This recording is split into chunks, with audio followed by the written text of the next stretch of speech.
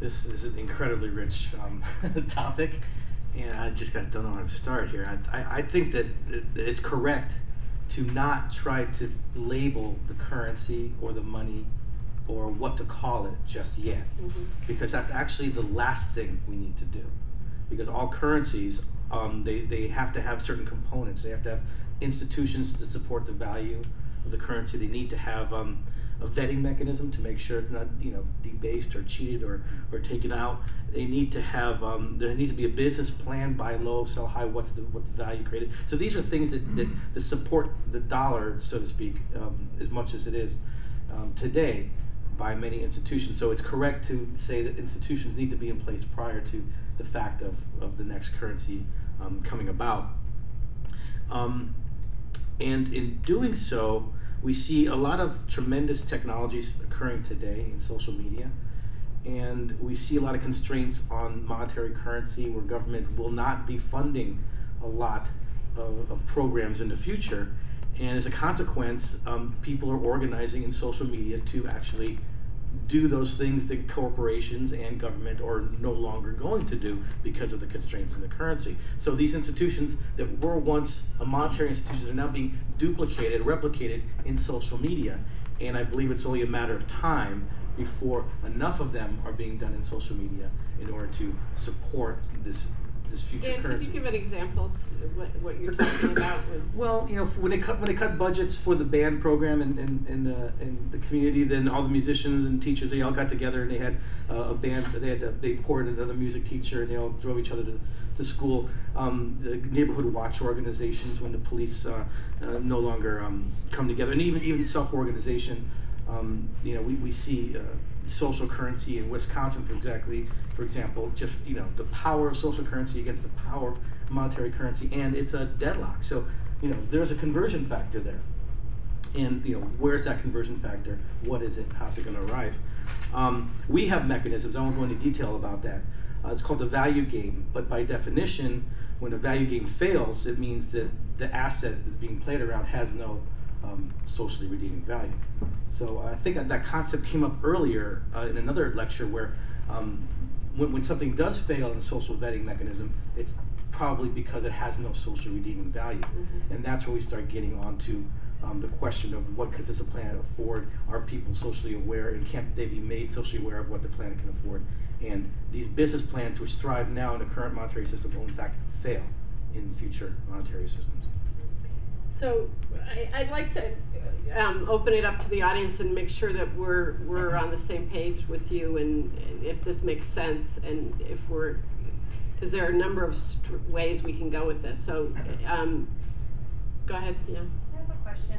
What are your thoughts on the direction some of the newer platforms are headed with true crowdsourcing, with leveraging collective intelligence and being able to trade that for an actual monetary value? I think it's brilliant. In fact, what we're trying to do is we create a system which seeks to convert social value to financial value. And just like in the old days, the dollar bill, a paper dollar bill, used to go from gold to a dollar bill back to gold, and eventually you didn't need to use the gold anymore. We think the same thing can happen. The reality, of course, is the game starts with money and ends with money, and all the value in the middle is created in social currency. We think ultimately the necessity to go from money to money will eventually go away as the money diminishes in value, and the game can continue in social currency. So all of it is brilliant. All of it are pieces of the infrastructure. Of the scaffolding is being formed, and people are hanging stuff on it. And unfortunately, by necessity, it may be very, very useful. I actually lived through devaluation of a currency in Mexico, and it was quite an interesting affair. And if we have time, I can go into how that plays out. Just briefly to that context, Hazel Henderson said that the new global superpower is public opinion. So this kind of model of harnessing social currency or social capital is a way of garnering that broader mindset and the opinion of the mass public, and putting some values to it that may not be part of the traditional structure of creating value and meaning. Can I ask if you guys have time afterwards? My platform is called Bencorp, and they're a Spencer Trust company. I'd love for you guys to look at it. Oh, sure, absolutely. We have almost 8,000 users on the platform. The idea is to integrate that with three other communities around a shared asset, and we can explain all that stuff. we'll take a couple more, and I think you had your hand up, and then we kind of want to go back and forth over the course of the afternoon, or the hour. Thank you for bringing the term social capital into play. I feel like more than the social currency, the idea that it's an actual investment, it's something that you accumulate in its own way. I know that in my community, I found one of the founders of our community was ill for an extended period. We voluntarily contributed the equivalent of tens of thousands of dollars worth of health care services that he could have bought on his own, but we just voluntarily did it. I'm just concerned about when we talk about monetization, to the extent that we bridge over value systems and gaming it becomes a goal, and that we disconnect from the source of where the value is created, and how do we? I'll just repeat or try to do the essence of it. Really, at the end, you said, how do you bridge value and monetization and not end up creating a monster, right? That can be gamed. Gaming the system. Right. And this is a huge dilemma. I mean, we as a panel started off with that discussion, right? That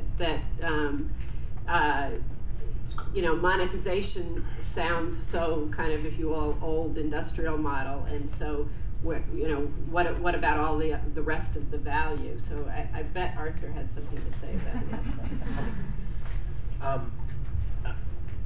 Well, I think I want to tie together actually Rain's question and the question before.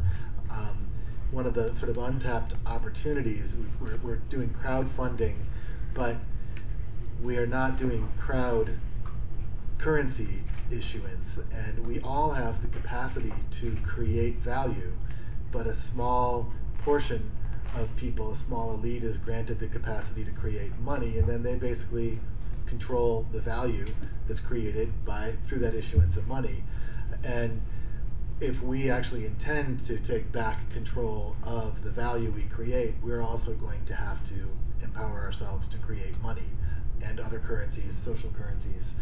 And in answer to Rain's question, I actually think a good currency design includes gaming the system. It actually sets up that gaming the system sets up the desirable behaviors that you want instead of the undesirable behaviors. That's the vetting mechanism. That's an essential agreement in any currency. Is to have some vetting mechanism. Right now, the courts will do that for you and take you to commercial court.